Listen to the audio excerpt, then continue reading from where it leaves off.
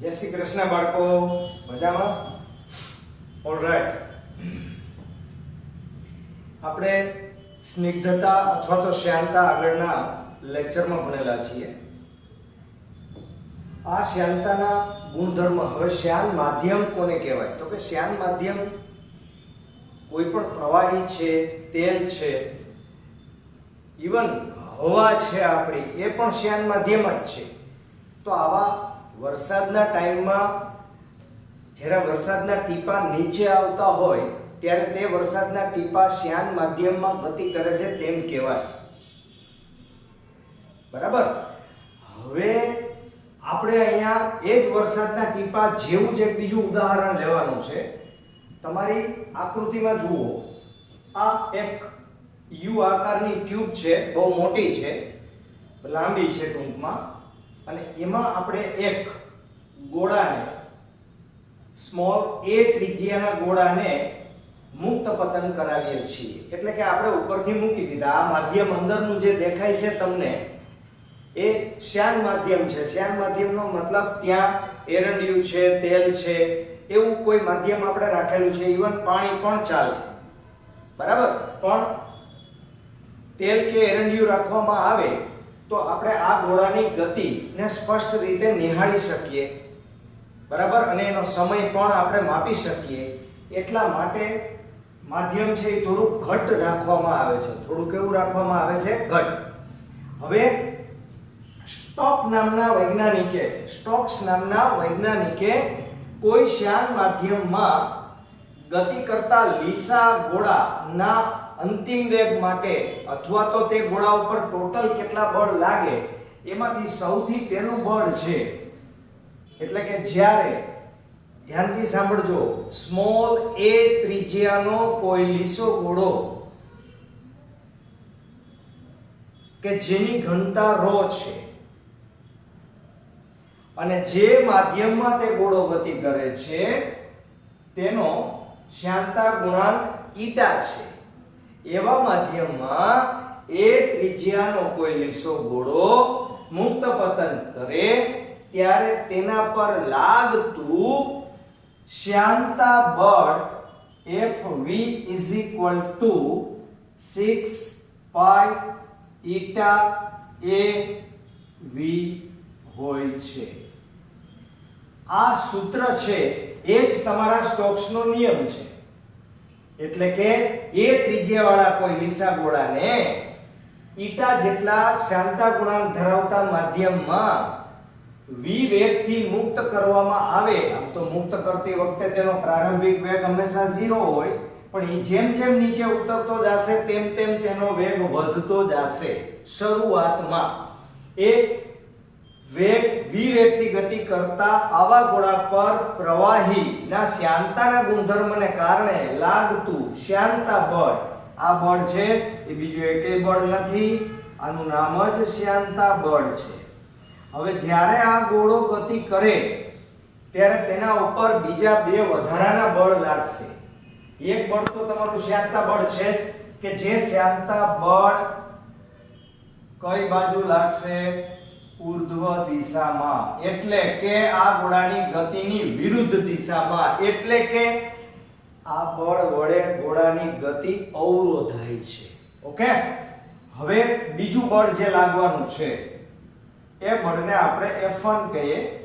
એ બળ એટલે mg, જ્યાં m એટલે ગોળાનું દળ અને ગોળાની ઘનતા ધારો કે ρ હોય તો દળ બરાબર શું લખાય? ઘનતા ગુણ્યા કદ into g.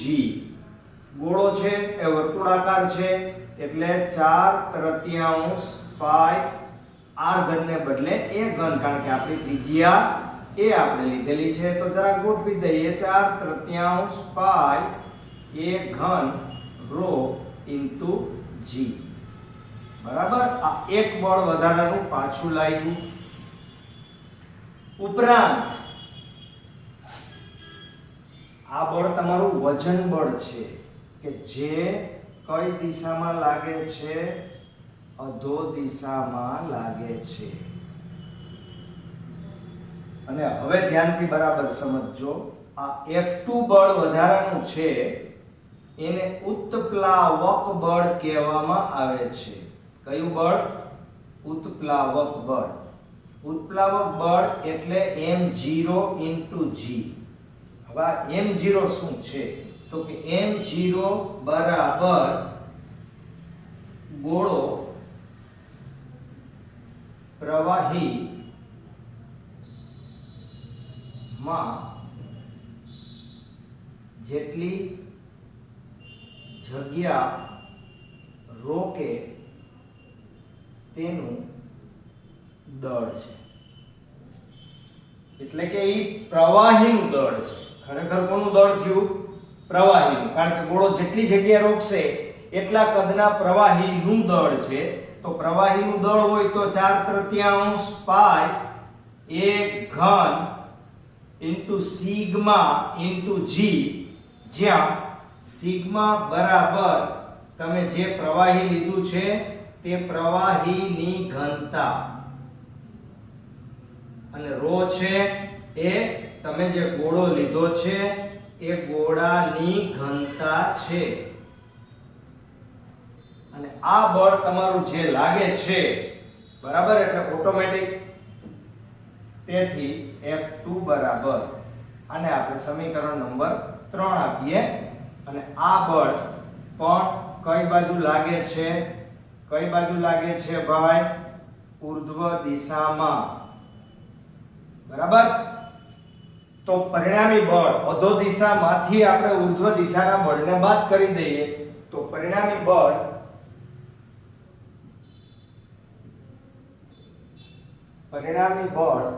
F is equal to F1 minus F2 minus FV. બરાબર.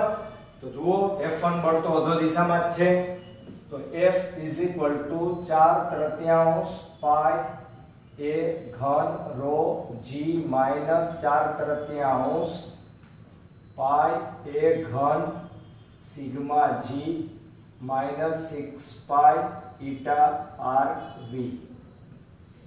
બરાબર. થોડું સાદું હજી આપણે આપી દઈએ તો F is equal to 4/3 pi a ઘન અને g કોમન નીકળે તો અહીંયા rho minus સિગ્મા minus 6 પાઈ eta rv. હવે મને કહો કે આ તમારું જે બળ છે એ બળ કયું બળ? તો કે તમારી અધો દિશામાં લાગતા બળમાંથી તમે જે ઉત્પ્લાવક બળ બાદ કર્યું એનું આ પરિણામી બળ છે આટલું. હવે ધ્યાનથી સાંભળો કે જ્યારે આ ગોળો શ્યાન માધ્યમમાં નીચે તરફ ગતિ કરતો જાય ત્યારે પ્રારંભમાં તેનો વેગ વધતો જાય અને વધતા વધતા મહત્તમ બને અને મહત્તમ બની ગયા પછી વધતો નથી. આવું ક્યારે બને? તો કે અત્યારે સૌથી પ્રારંભમાં તેનો વેગ 0 છે અને 0 વેગ હોય એટલે ઓટોમેટિક શ્યાનતા બળ લાગવાનું નથી.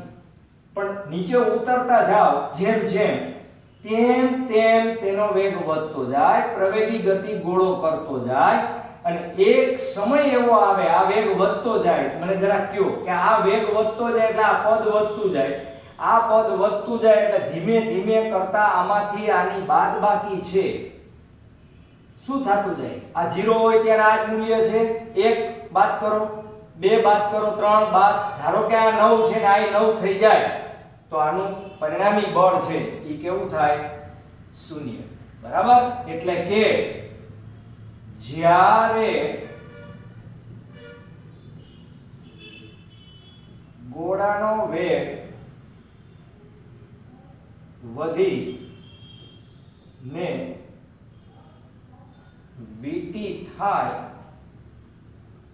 ત્યારે f બરાબર 0 થાય અને f બરાબર 0 થાય એટલે 4/3 પાઈ a ઘન g કૌંસમાં rho minus sigma is equal to 6 pi eta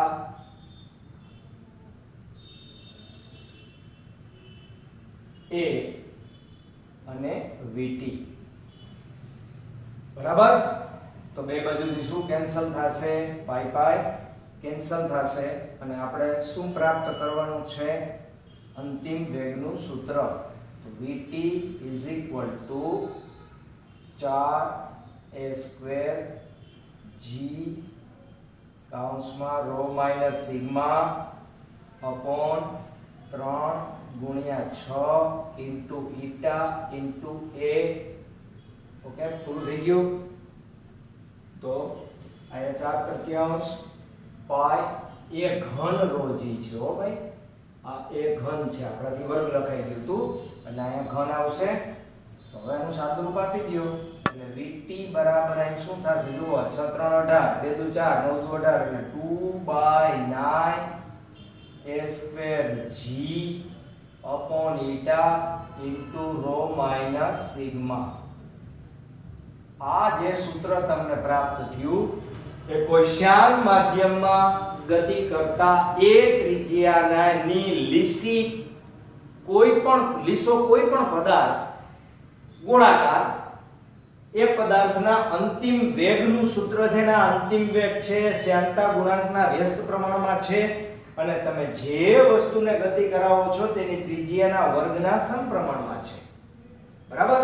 હવે આપણને એક પ્રશ્ન અચૂક ઉત્પન્ન થાય કે જ્યારે સોડા, બરાબર, સોફ્ટ ડ્રિંક સોડા જે આપણે પીએ છીએ પાનની દુકાને, એ સોડાને તમે જ્યારે ફોડો છો ત્યારે એમાંના પરપોટા જે એના જેવા જ છે પણ એ પરપોટા ઉપર ચડે છે. પરપોટા ઉપર શું કામ ચડતા હશે ભાઈ? તો કે એ પરપોટાની ઘનતા ઓછી હશે. કોના કરતા? તો કે અંદર ભરેલા પ્રવાહી કરતા ઓછી હશે એટલે એનો અંતિમ વેગ છે એ ઋણ મળશે.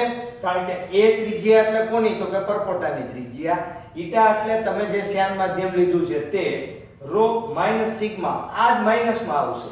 શું કામ? કારણ કે પરપોટાની ત્રિજ્યા છે એ કેવી આવશે? ઓછી, અને પ્રવાહીની ઘનતા વધારે આવશે. આ પરપોટાની ઘનતા, પ્રવાહીની ઘનતા વધારે એટલે vt માઈનસ મળે. એનો અર્થ શું થયો? આવો પ્રશ્ન મગજમાં રાખવાનો ને કે જ્યારે પરપોટા પ્રવાહીમાં અધર ચડતા હોય ત્યારે તેનો અંતિમ વેગ આપણે કેવો લેવો પડે? ઋણ. રાઈટ. તો આ નિયમ તમારો કેનો નિયમ છે? કયો મને? સ્ટોક્સનો નિયમ છે. કેનો છે? સ્ટોક્સ. અને આનો ઉપયોગ કરીને આપણે દાખલા તો ગણવાના જ છે બાળકો. ઓલરાઈટ. યસ બાળકો, શ્યાનતા ગુણાંક ઉપરનો દાખલો છે, સરળ છે. આકૃતિમાં દર્શાવ્યા મુજબ 0.1 મીટર સ્ક્વેર ક્ષેત્રફળનો ધાતુનો એક બ્લોક એક આદર્શ ગરગડી પરથી પસાર થતી દોરી મારફતે 0.01 કિલોગ્રામ દળ સાથે જોડેલ છે. આ 0.01 કિલોગ્રામ એટલે અહીંયા અધો દિશામાં વજન બળ mg લાગશે. બરાબર. જોડેલ છે. પ્રવાહીનું 0.3 મિલીમીટર જાડાઈ ધરાવતું સ્તર, આ સ્તર બ્લોક અને ટેબલ વચ્ચે રાખેલ છે. તો બ્લોકને ગતિ કરવા દઈએ ત્યારે 0.085 મીટર પ્રતિ સેકન્ડની અચળ ઝડપથી જમણી તરફ ગતિ કરે તો પ્રવાહીનો શ્યાનતા ગુણાંક કેટલો હશે? આપણે બધી ભૌતિક રાશિનું લિસ્ટ પહેલા હંમેશા લખી નાખવાનું. m બરાબર 0.01 કિલોગ્રામ, બરાબર. અને ઘાતમાં દર્શાવવાની પણ પ્રેક્ટિસ રાખવાની, -2 કિલોગ્રામ, બરાબર. પછી ગુરુત્વ પ્રવેગ g બરાબર 9.8 મીટર પ્રતિ સેકન્ડ સ્ક્વેર.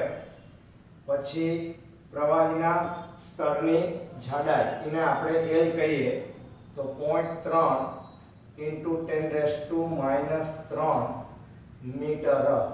બરાબર. અને ટેબલ વચ્ચે રાખેલ છે. બ્લોકને ગતિ કરવા દઈએ ત્યારે વેગ v બરાબર 0.085 મીટર પ્રતિ સેકન્ડ. ઓકે. તો શોધવાનું છે તમારે ઈટા. બરાબર. તો ઈટા બરાબર બધાને ખબર છે F/L upon V upon L. બરાબર. તો અહીંયા ઈટા ઇઝ ઇક્વલ ટુ શું થશે?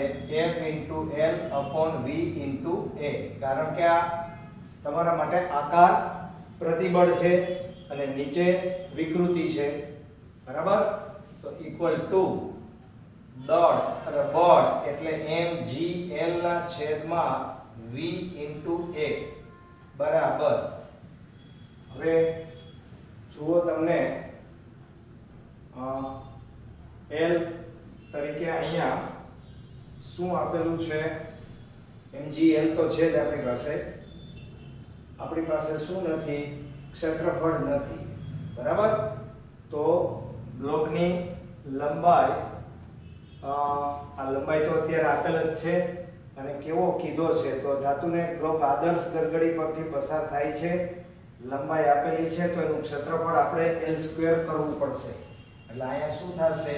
mgl ના છેદમાં v into l² બરાબર mg ના છેદમાં vl. કારણ કે લોકોએ આપણને આકાર બ્લોકનો ચોરસ છે એવું આપણે ધારી લઈએ છીએ. બરાબર. તો આપણે કિંમત અત્યારે મૂકી દઈએ તો શું સ્થિતિ થાય? તો કે eta દળ તમારું છે 10⁻² into 9.8 ના છેદમાં વેગ તમને આપેલો છે 0.085 into લંબાઈ 0.3 into 10⁻³ બરાબર. તો આપણે હિસાબ કરીએ તો આ હિસાબ તમારો કેટલો થશે? જોઈ લઈએ ભાઈ.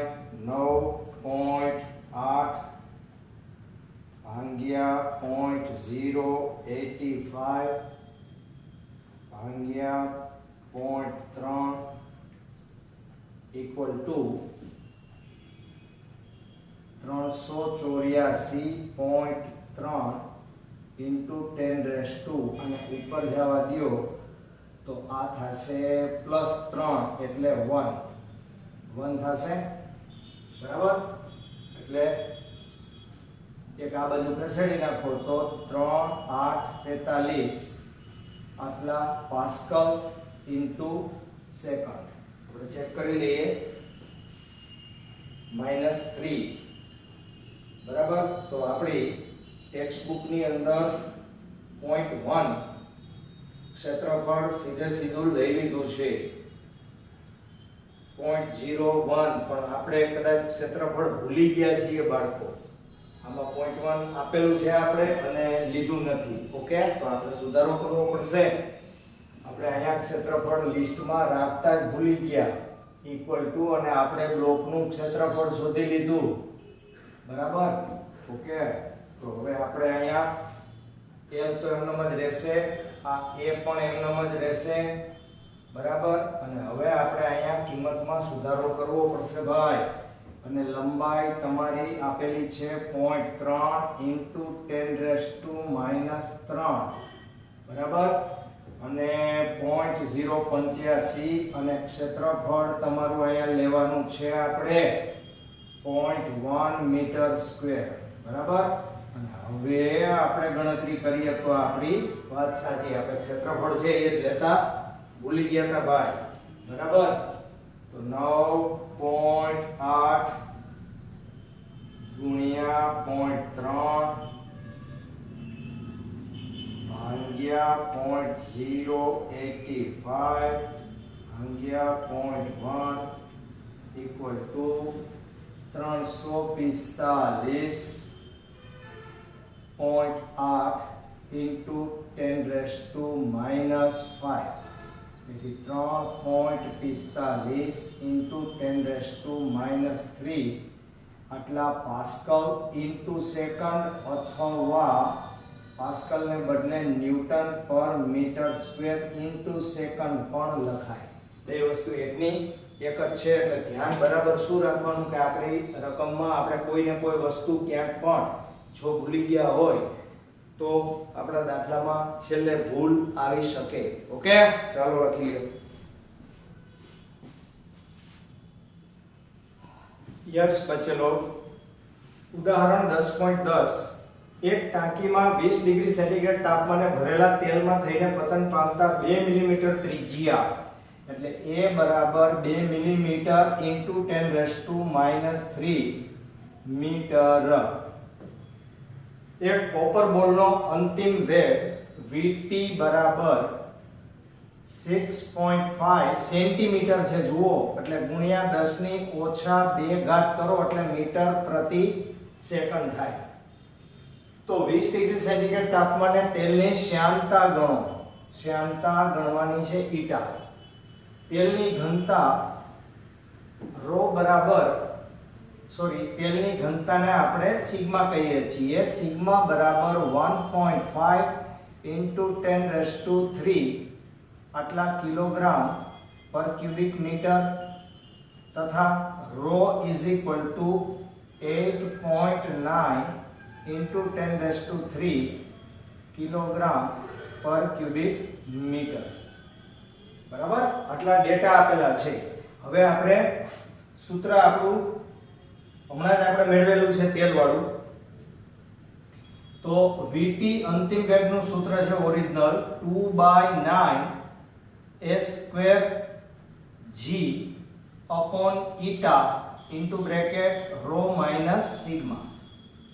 બરાબર, હવે આમાંથી આપણે જોઈએ છે eta. તેથી eta is equal to 2/9 a²g upon Vt into bracket rho minus sigma. બરાબર, તો હવે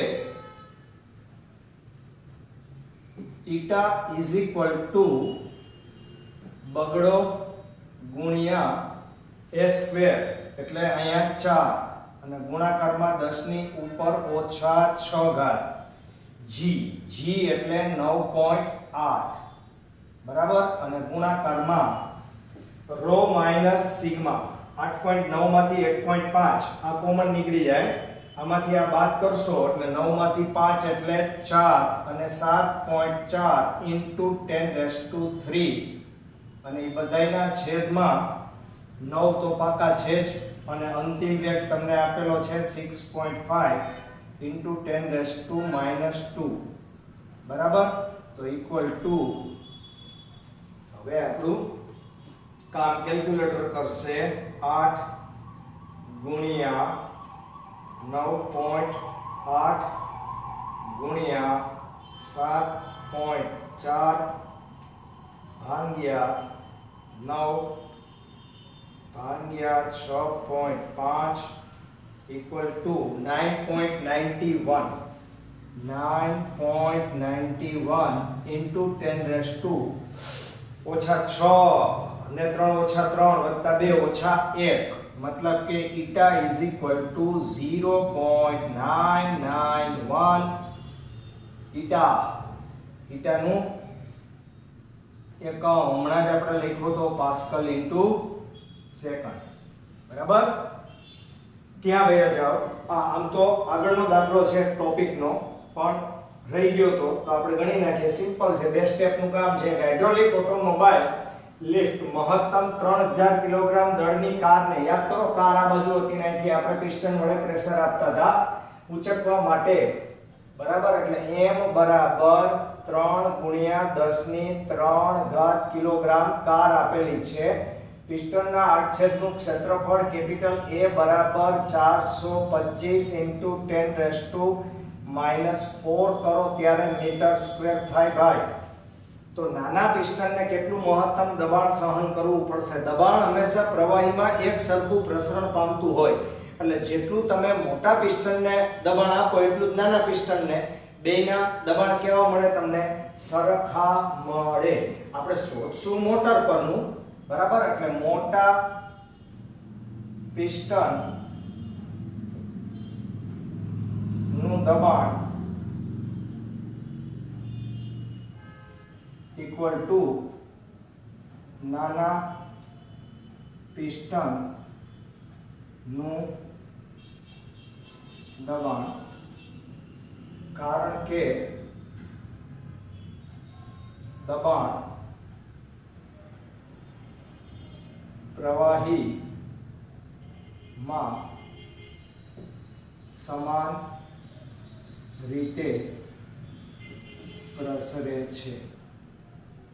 એટલે આપણે દબાણનું સૂત્ર સીધું મૂકી દેવાનું છે. તેથી P = F/N A is equal to mg upon A બરાબર 3 ગુણ્યા 10 ની 3 ઘાત ગુણ્યા 9.8 ના છેદમાં ક્ષેત્રફળ 425 into 10 raised to minus 4 બરાબર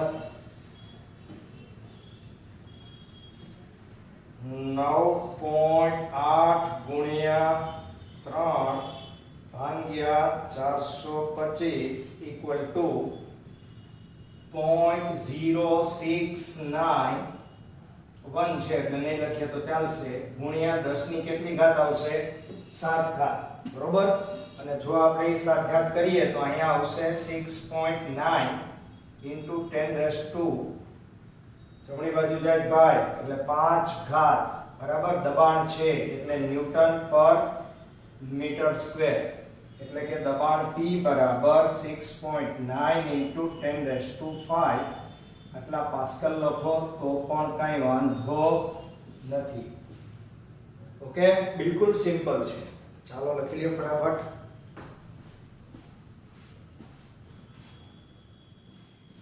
યસ બાળકો એક સાતત્ય સમીકરણ ઉપરનો દાખલો છે સ્પ્રે પંપની નળાકાર નળીનો આડછેદ એટલે આડછેદનું ક્ષેત્રફળ A1 બરાબર 8 સેન્ટીમીટર સ્ક્વેર છે એ ના ચાલે -4 ઘાત મીટર સ્ક્વેર આપણે કરવું પડે તેના એક છેડે 1 મિલીમીટર વ્યાસના 40 છિદ્રો છે બરાબર તો એને માટે 2r બરાબર 1 મિલીમીટર તેથી r બરાબર 0.5 મિલીમીટર બરાબર 0.5 into 10 raised to -3 મીટર છે અને તેથી હવે તેનું ક્ષેત્રફળ 40 છિદ્રોનું ક્ષેત્રફળ A2 બરાબર 40 છિદ્રો છે એવા ભાઈ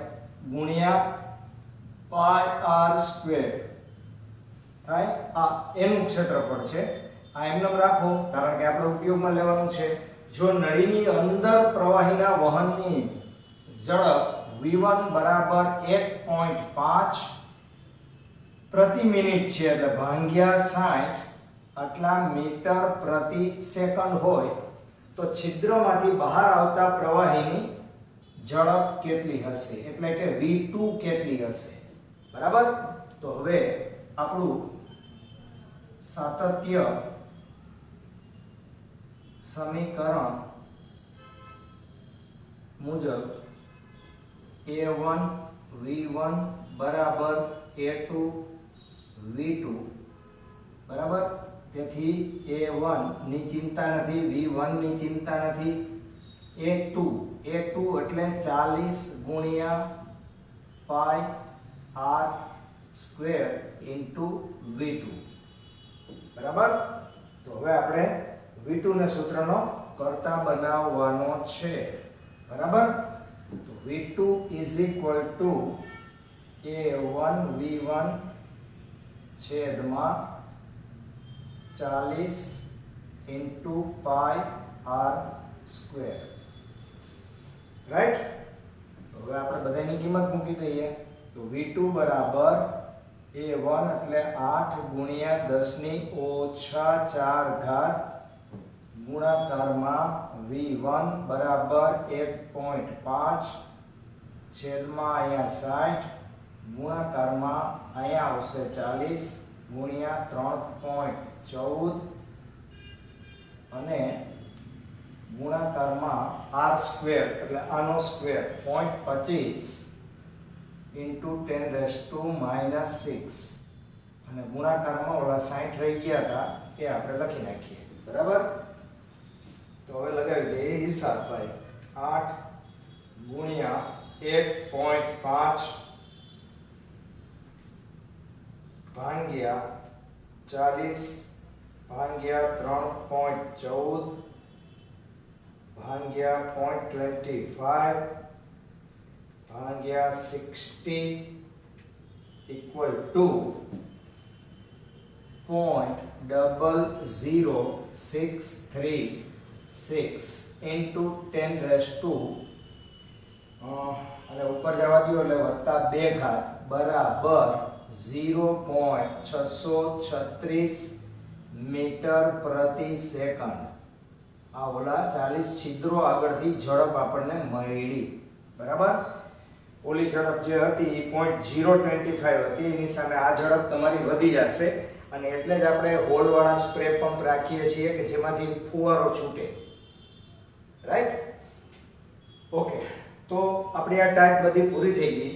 હવે પછી તમારે આ ચેપ્ટરની અંદર પૃષ્ઠતાણ આવે છે કે જેને સરફેસ ટેન્શન કહેવામાં આવે. પૃષ્ઠ ઊર્જા, પૃષ્ઠતાણ, પણ આ પૃષ્ઠ ઊર્જાનો પર્ટિક્યુલર ટોપિક અત્યારે તમારે કરવાનો નથી. પણ પૃષ્ઠતાણ ન કરીએ તો આગળ ઉપર આપણને સંપર્ક કોણ છે, કેશાકર્ષણ છે, એ બધાની અંદર મુશ્કેલી પડે. એટલે આપણે પૃષ્ઠતાણને ની પાયાની બાબત તો આપણે સમજવી જ પડે. એટલે તમને અહીંયા હું પૃષ્ઠતાણ ટૂંકમાં અને સરળ રીતે સમજાવવાનો પ્રયત્ન કરું છું. ધ્યાનથી બરાબર સાંભળજો. આપણે પાણીમાં હાથ બોળીએ છીએ તો આપણો હાથ ભીંજાય છે. એ જ પાણીમાં બતક તરે છે તો બતકને પાણી ભીંજવી શકતું નથી. સૂતર નો દીવો હોય એને તમે તેલમાં બોળશો તો એ તેલ સૂતરમાં ઉપર ચડે છે કે જે ગુરુત્વાકર્ષી બળની કેવું છે, વિરુદ્ધમાં છે. તો આવા અનેક ઉદાહરણ, દાખલા તરીકે પાણીની સપાટી છે તો સપાટી ઉપર તમે ધીમેથી સોય મૂકી દો તો સોય તરે. એવી જ રીતે જે ગટરના પાણીઓ હોય છે એની ઉપર તમે જોયું હશે કે મચ્છર પણ એની ઉપર હોય છે. તો આ એમ સૂચવે છે કે જો એ જ મચ્છરને તમે ડૂબાડી દો તો એ મચ્છર વયો જાય, પણ સપાટી ઉપર જ્યાં સુધી મચ્છર છે ત્યાં સુધી કોઈ પ્રોબ્લેમ નથી. એટલે જે કાંઈ કારણ છે એ પ્રવાહીની સપાટીનું છે. તો પ્રવાહીની સપાટી શું કહેવા માંગે છે? તો કે આવી કોઈ પણ એક પ્રવાહીની સપાટી તમે પસંદ કરો. દાખલા તરીકે આ પાત્ર ભરેલું છે અને આ પાત્રની પ્રવાહીની સપાટી છે. તો જેમ જેમ તમે ઉપર જતા જશો તેમ તેમ આ પ્રવાહી છે એ હવાની નજીક આવતું જાય, એટલે કે હવા સાથે તે સંપર્કમાં આવતું જાય. તો નીચેની સાઈડમાં એ પ્રવાહીના અણુઓની સ્થિતિ ઊર્જા અને ઉપરના ભાગમાં તેની સ્થિતિ ઊર્જા એમાં ફરક હોય. એટલે કે આ સપાટી ઉપરનો કોઈ પણ અણુ છે એ એક પ્રકારનું ટેન્શન, તાણ, બળ, ઊર્જા કંઈક અનુભવતો હોય છે. આ પ્રવાહીનો જે ગુણધર્મ છે એ ગુણધર્મને સરફેસ ટેન્શન અથવા તો પૃષ્ઠતાણ કહેવામાં આવે. એ પૃષ્ઠતાણને સામાન્ય રીતે સરફેસ ટેન્શન હોવાને લીધે S વડે આપણે દર્શાવીએ છીએ, પણ એવું જરૂરી નથી કે હંમેશા પૃષ્ઠતાણને S વડે જ દર્શાવેલું હોય. એની સંજ્ઞામાં ચેન્જ હોય તો ચિંતા નહીં કરવાની. પણ આ પૃષ્ઠતાણ શું કહેવા માંગે છે? તો કે પૃષ્ઠતાણ એટલે એક સૂત્ર તમારું છે F/L. F/L નો અર્થ એમ કે આ સપાટી ઉપર કલ્પેલી એકમ લંબાઈની આની ઉપર ફૂટપટ્ટીથી લીટી તો નથી દોરાતી, તો કલ્પેલી એકમ લંબાઈની સપાટીની એક તરફના અણુ સપાટીની બીજી તરફ દોરેલી લીટીને લંબ અને સપાટીને સમાંતર જે બળ લગાડે તે બળને તેનું શું કહેવામાં આવે છે? પૃષ્ઠતાણ. અલગ અલગ પ્રવાહી માટે પૃષ્ઠતાણના મૂલ્યો અલગ અલગ હોય. આના ઉપરથી એટલી તો આપણને ખબર પડી ગઈ કે આનો એકમ ન્યૂટન પર મીટર છે. આનો એકમ શું છે? પૃષ્ઠતાણનો ન્યૂટન પ્રતિ મીટર. બરાબર? અને એનું પારિમાણિક સૂત્ર તમારે લખવું હોય તો m ઉપર 1, l ઉપર 2, t ઉપર -2 છેદમાં m એટલે l ઉપર 1, બરાબર, કિલોગ્રામ મીટર પ્રતિ સેકન્ડ સ્ક્વેર. બરાબર? તો m ઉપર 1, l ઉપર 0 અને t ઉપર -2. આવું એનું પારિમાણિક સૂત્ર થાય. એટલે બીજો એકમ એનો તમારે લખવો હોય તો કિલોગ્રામ પ્રતિ સેકન્ડ સ્ક્વેર પણ તમે લખી શકો છો. બરાબર? તો આ પૃષ્ઠતાણનો એકમ છે, આ પૃષ્ઠતાણનું પારિમાણિક સૂત્ર છે. હવે ધ્યાનથી જુઓ કે જો આને આ F દેખાય છે બળ, એને તમે સ્થાનાંતર આરે ગુણી નાખો અને એ જ સ્થાનાંતર નીચે તમે કરશો તો લંબાઈ ગુણ્યા લંબાઈ થશે, તો નીચેના ભાગમાં શું આવવાનું છે કયો? ક્ષેત્રફળ. તો બળ ગુણ્યા સ્થાનાંતરને શું કહેવામાં આવે? કાર્ય. અને છેદમાં શું થાય? ક્ષેત્રફળ. અથવા કાર્યને બદલે તમે શું પણ બોલી શકો? ઊર્જાના છેદમાં ક્ષેત્રફળ. બરાબર? એટલે કે W ના છેદમાં A પણ લખાય અને W ના છેદમાં A અને અહીંયા ઊર્જા એટલે E ના છેદમાં A પણ લખાય. બે વસ્તુ સેમ છે. તો આના ઉપરથી પણ તમે પૃષ્ઠતાણની સમજૂતી આપી શકો કે કોઈ પણ પ્રવાહીની સપાટી પરના એકમ ક્ષેત્રફળમાં રહેલી ઊર્જાને પણ તે પ્રવાહીની સપાટીનું પૃષ્ઠતાણ કહેવાય. આના આધારે તેનો બીજો એકમ જૂલ પર મીટર સ્ક્વેર પણ આપી શકાય. તો જૂલ પર મીટર સ્ક્વેર એટલે ન્યૂટન મીટર છેદમાં મીટર સ્ક્વેર. એનો મતલબ જ ઉપર જે લખેલું છે તે, કારણ કે આપણે લંબાઈનો ગુણાકાર જ કરી નાખેલો છે, નવું કઈ કર્યું નથી. તો આ પૃષ્ઠતાણની મેં તમને સિમ્પલ સમજૂતી આપી, સરળ સમજૂતી આપી કે જેમાં પૃષ્ઠ પરના બધા જ અણુઓ ચોક્કસ ઊર્જા ધરાવે છે અને એક પ્રકારનો તાણ અનુભવે છે, ટેન્શન અનુભવે છે, ખેંચાણ અનુભવે છે, માત્ર અને માત્ર સપાટી પરના અણુઓ. બરાબર? ડીપમાં ડિટેલમાં ઘણું બધું છે પણ આપણે એને સમજવાની અત્યારે જરૂર નથી. આપણે આપણા દાખલા MCQ JEE નીટ એને માટે હું તમને પોઈન્ટ ટુ પોઈન્ટ માત્ર સમજાવું છું. બરાબર? એટલે બરાબર ધ્યાનથી સમજી લેજો કે આ પણ એનો એકમ છે, આ પણ એનો એકમ જ છે. બે એકમ તમારા કેવા છે? 100% સરખા છે, કોઈ જ ફેરફાર નથી એમાં. ઓલરાઈટ? તો હવે આપણે આ ચેપ્ટરની અંદર કેસા કર્ષણની એક ઘટના ભણવાની છે. પછી પ્રવાહીના બુંદની અંદર અને બહારના દબાણના તફાવતનું સૂત્ર આપણે પ્રાપ્ત કરવાનું છે, નાનું એવું. બરાબર? અને એના ઉપરના આપણે થોડા દાખલા ગણી નાખશું. પ્લસ કોન્ટેક્ટ એંગલ કરીને એક પ્રશ્ન છે, એનું નામ છે ગુજરાતીમાં સંપર્ક કોણ. એ પણ આપણે ભણવાનો છે. તો આ ત્રણ ટોપિકને આપણે ભણશું એટલે આપણું ચેપ્ટર કેવું થઈ જશે? પૂરું. ઓલરાઈટ? ક્લિયર? તો હવે આ દાખલો લખી લેજો અને થોડું બુકની અંદરથી વાંચવાનો પ્રયત્ન કરજો, સમજવાનો પ્રયત્ન કરજો બાળકો. ઓલરાઈટ?